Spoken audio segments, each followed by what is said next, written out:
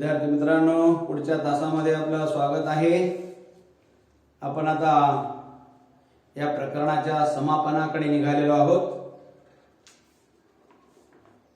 हा प्रॉब्लेम आपण घेणार आहोत पेज नंबर 336 वरचा 17 नंबरचा इलस्ट्रेशन थोडा वेगळ्या पद्धतीचा असल्यामुळे हाही एक सोडवून दाखवावा वाटला आपल्याला। आतापर्यंत सुरुवातीपासून एंट्री करत येत होतो आपण, पण आता आपल्याला डायरेक्ट फारफेचरच्याच एंट्रीज विचारलेल्या जातात। कधी कधी असं गणित देतात सोपं, पण त्याच्यामध्ये थोडा अवघड विचारलं जातं। अशा प्रकारे हा एक त्या प्रकारामधला प्रॉब्लेम असल्यामुळे सोडून दाखवावा वाटला मला। तर पहा, show general entries in the following cases, अशा केसेस दिल्या जातात आणि त्या केसेसच्या संदर्भात आपल्याला एंट्री कराव्या लागतात। पहिली केस काय आहे पहा, Prashant trading company limited forfeited 100 equity shares of ₹100 each due to non payment of first call of ₹30 and the same were reissued at 50 per share fully paid। पहा, प्रशांत कंपनीने 100 शेअर्स, ज्याची ₹100 फेस व्हॅल्यू आहे, असे 100 शेअर्स फॉरफिट करून टाकलेले आहेत। काय forfeit केलेले आहे तर ₹30 प्रमाणे केलेला जो फायनल कॉल होता त्या फायनल कॉलची रक्कम आपल्याला मिळालेली नाही। आता इथं आपल्याला सांगतात फायनल कॉल ₹30 आहे, अर्थात याच्यापूर्वी आपल्याला किती रुपये मिळाले, शेअर आहे ₹100, तर ₹70 आपल्याला या शेअर्सवर मिळालेले आहेत, हे लक्षात ठेवायचं आहे। तर या संदर्भात आपल्याला एंट्री करायची आहे। आता एंट्री याच्यापेक्षा कशा प्रकारे केली जाते, पहिली एंट्री फॉरफेचरची होणार आहे, दुसरी एंट्री रिइश्यूची होणार आहे आणि तिसरी एंट्री आहे राहिलेले बॅलन्स हे फॉरफेचर अकाउंटचं कॅपिटल रिझर्व्हला ट्रान्सफर करण्याचं, हे अशा प्रकारची एंट्री होणार आहे। नंतर दुसरी बी केस काय कशा प्रकारे दिली आहे पहा, Swanand trading company limited forfeited 1000 equity shares of ₹10 each। वर 100 शेअर्स ₹100 आहेत, तर खाली 1000 शेअर्स आणि प्रत्येकी ₹10 किमतीचे आहेत। असं किमतीमध्ये आपल्याला थोडा डिफरन्स दिलेला आहे। नंतर on which application money ₹2 and allotment money ₹4 per share वाज पेड, म्हणजे ऍप्लिकेशनचे 2 आणि अलॉटमेंटचे 4, अशा प्रकारे ₹6 आपल्याला मिळालेले आहेत। आणि पुढचे जे ₹4 आहेत त्याबाबत काय सांगतात बघा, the first call money ₹2 per share remained unpaid. First call money म्हणजे अनपेड राहिलेली आहे ₹2ची। The company reissue all the forfeited share at ₹5 per share 8 paid up, असं सांगितलं। म्हणजे हे 1000 शेअर्स रिइश्यू केलेले आहेत, प्रत्येकी ₹10 आहेत आणि ऍप्लिकेशन मनी मिळाले, अलॉटमेंट मनी मिळाले, फर्स्ट कॉल न दिल्यामुळं शेअर हे फॉरफिट करण्यात आलेले आहे। सेकंड कॉल तर कॉलच केला नाही, फक्त ₹8 कॉल केलेले आहेत। असे यावर देखील आपल्याला पुन्हा फॉरफिचर अकाउंट, रिइश्यू एंट्री आणि कॅपिटल रिझर्व्हला ट्रान्सफर, अशा 6 एंट्रीज आपल्याला या 2 केसेस मध्ये करावयाच्या आहेत। तर पहिली केस कशा प्रकारची आहे पहा, 100 शेअर ₹100 प्रमाणे आपल्याला फॉरफिट करायचे आहेत, म्हणजे कॅपिटल कमी करायचं आहे। कॅपिटल कमी करायची एंट्री पहिली आपल्याला माहित आहे फॉरफिचरची, equity share capital account debit to, ज्या कॉलवर रक्कम मिळाली नाही ते कॉल आणि त्याच्यापूर्वी जेवढी मिळालेली रक्कम आहे ती फॉरफिचर अकाउंटने क्रेडिट करायची आहे। म्हणून आता पहिली एंट्री आपल्याला करायची आहे फॉरफिचरची, ही एक केस आहे। एक केस मधली पहिली एंट्री पहा, equity share capital account debit, ₹100 प्रमाणे 100 भाग, म्हणजे किती कॅपिटल कमी झालं आपलं, ₹10,000 कमी झालं, म्हणून टू इक्विटी शेअर फर्स्ट म्हणतं का फायनल कॉल,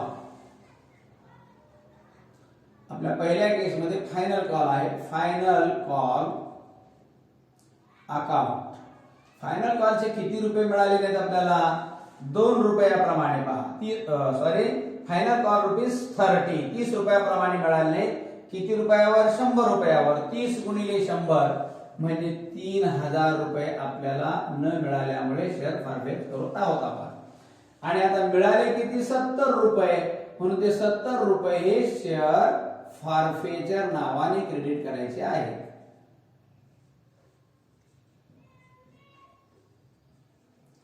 फारफेचर अकाउंट 70 रुपये म्हणजे 70 गुणिले 100 म्हणजे 700 रुपये, 7000 रुपये. म्हणून being 100 equity share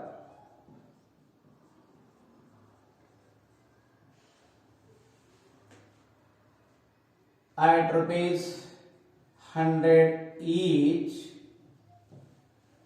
forfeited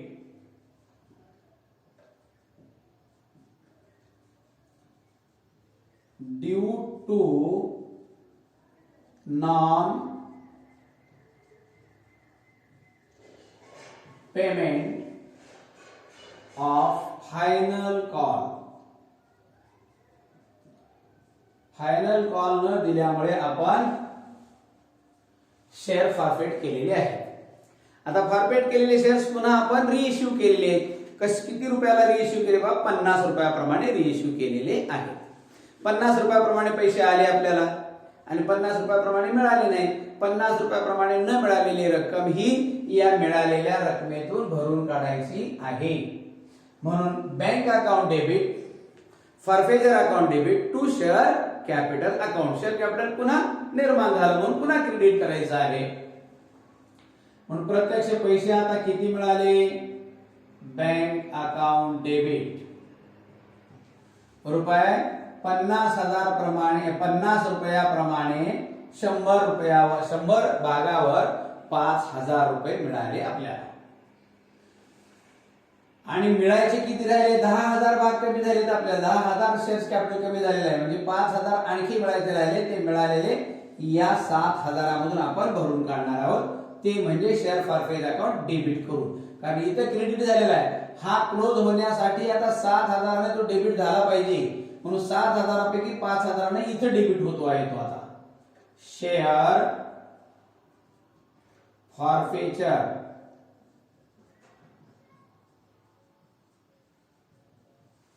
account debit ₹5,000 to equity share capital account. 10,000 आणि कमी झालेले शेअर कॅपिटल पुन्हा वाढलेला आहे. म्हणून being forfeited 100 shares reissued at ₹50 per share. हे अशा प्रकारे दुसरी एंट्री यामध्ये झाली. आता तिसरी एंट्री आपल्याला बॅलन्स हे कॅपिटल रिझर्व्हला ट्रान्सफर करायचे आहे. शेअर फारफेचर मधले 7000 पैकी झालेला तोटा आपण 5000 इथं भरून काढलेला आहे. शेअर फारफेचर अकाउंट इथं डेबिट झालेला आहे. आता 2000 डेबिट झालेला आहे. तर 2000 डेबिट व्हायचा राहिलेला आहे. तो कॅपिटल रिझर्व्हला ट्रान्सफर करून आपण डेबिट करायचे आहे. त्याची एंट्री होते forfeiture account debit to share capital reserve account. म्हणून एंट्री होते शेअर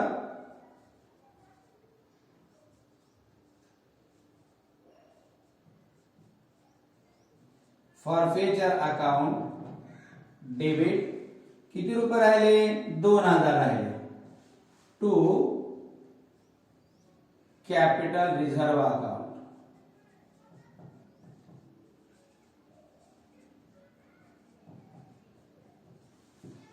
रुपये 2000 being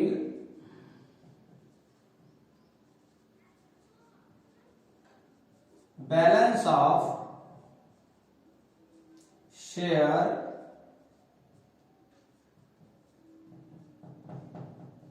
share forfeiture account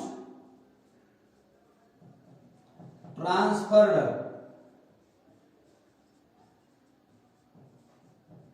to capital reserve account.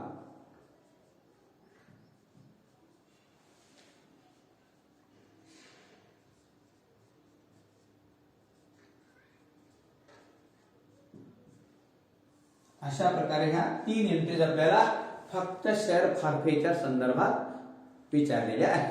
आता बी केस काय आहे पहा. Swanand trading company limited forfeited 1000 equity shares of ₹10 each. 10 रुपयाप्रमाणे 1000 शेअर्स हे फॉरफेट करून टाकलेले आहेत. पहा म्हणजे इथं सुद्धा 10,000 कॅपिटल आहे, पण कशा प्रकारे पहा. On which application money ₹2 and allotment money ₹4 per share was paid. म्हणजे 6 रुपये आपल्याला मिळालेले आहेत. ऍप्लिकेशनच्या सोबत 2 आणि अलॉटमेंटच्या सोबत 4. आणि the first call money ₹2 per share remain unpaid. First call मात्र मागविला आपण 2 रुपयाप्रमाणे, परंतु पैसे मिळाले नाही. आणि जो सेकंड कॉल ₹2 चा आहे तो मात्र कॉल केला नाही. म्हणून the company reissued all the forfeited share of ₹5 per share ₹8 paid up.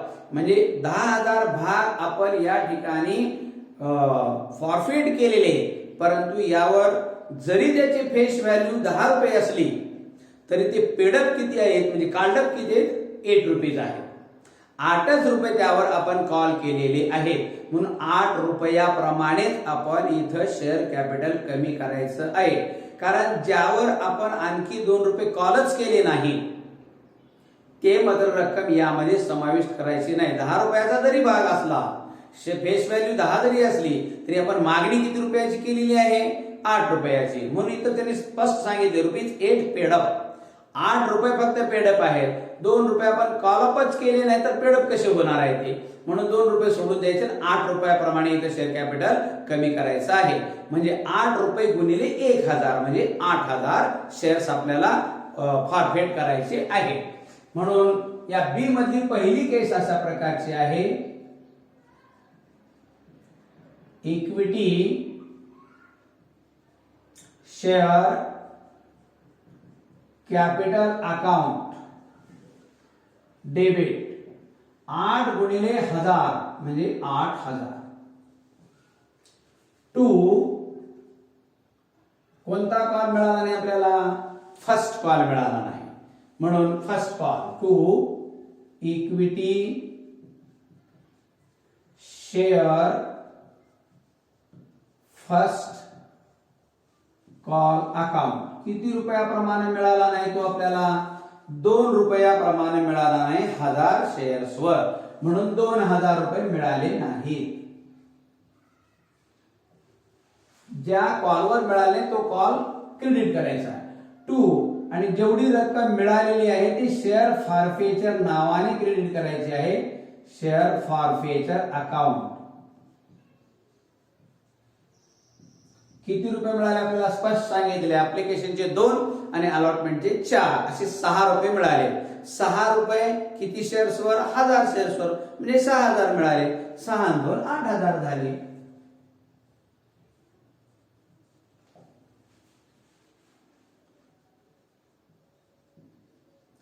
being 1000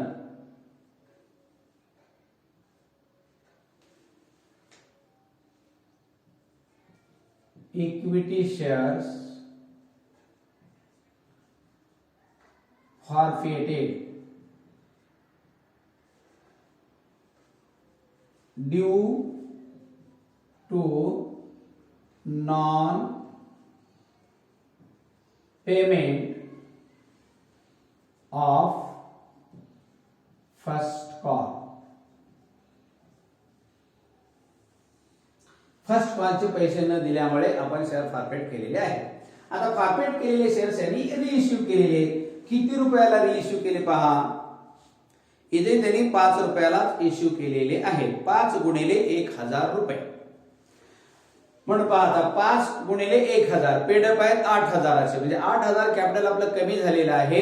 म्हणून शेअर कॅपिटल आपल्याला 8000 ने पुनर्निर्माण करायचं आहे. आणि त्याला पुनर्निर्माण 8,000 ने करायचं आहे, म्हणजे इथं तर 5 रुपयाप्रमाणे 5,000 रुपये आले, म्हणजे उरलेले जे 3,000 आहेत ते कुठून भरून काढायचे? जे आपल्याला जास्तीच्या अगोदर मिळालेले ते 6,000 या 6,000तून भरून काढायचे आहे. म्हणून रिइश्यूची एंट्री आपल्याला माहित आहे, पैसे येतात bank account debit, share forfeiture account debit to share capital account. म्हणून bank account debit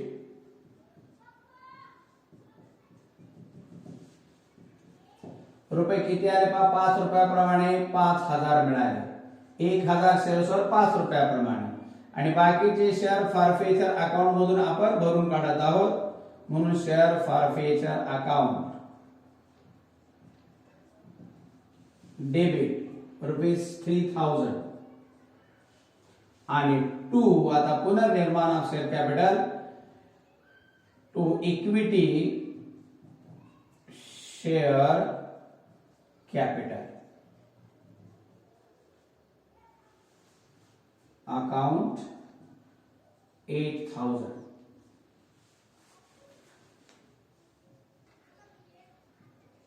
being 1,000 forfeited shares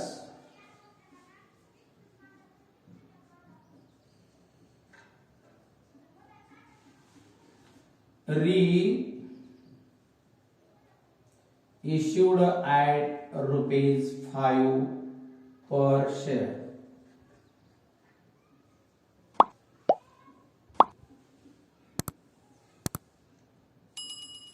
अशा प्रकारे आता आपल्याला जे बॅलन्स उरलेले फॉरफेचर शेअर्सचं ते बॅलन्स मात्र कॅपिटल रिझर्व्हला ट्रान्सफर करायचं. ते बॅलन्स कसं काढायचं पहा. शेअर फॉरफेचर अकाउंट 6,000 ने क्रेडिट झालेला आहे. या ठिकाणी 3,000 भरून काढले आपण, 3,000. आता राहिले 3,000 ते कॅपिटल रिझर्व्हला ट्रान्सफर करायचं आहे. म्हणून तिसरी एंट्री होते share फॉरफेचर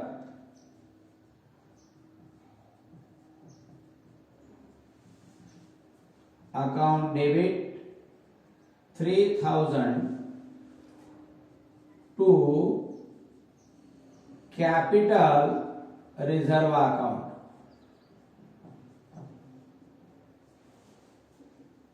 ₹3,000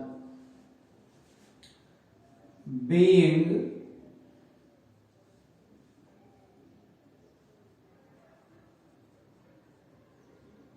balance of share forfeiture account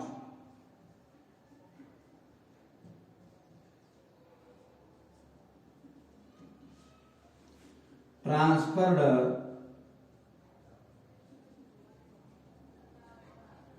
to capital reserve account.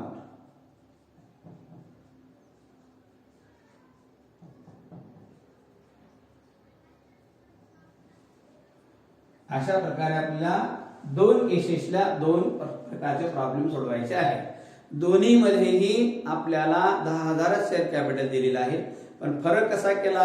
एकीकडे 100 शेअर 100 रुपयाप्रमाणे, एकीकडे 1000 शेअर 10 रुपयाप्रमाणे, एकीकडे पूर्ण पेड आहेत 100च्या 100 पेड आहेत, आणि दुसरीकडे फक्त 10 रुपयापैकी 8 रुपये पेड अप आहेत. म्हणून 8 रुपयाप्रमाणे इकडे एंट्री करायची आहे, इकडे मात्र 100 रुपयाप्रमाणे एंट्री करायची आहे. इकडे पूर्ण रकमेने एंट्री करायची, इकडे 2 रुपये कमीने एंट्र्या करायच्या आहेत. अशा प्रकारचा थोडासा डिफरन्स देऊन आपल्याला गणितात चकली देण्याचा प्रयत्न करतात. म्हणून ही गणित दिसायला जरी लहान असलं तर थोडं टिपिकल टाईप अशा प्रकारचं गणित आहे, म्हणून याला थोडं चांगलेही लक्ष देणं आवश्यक आहे.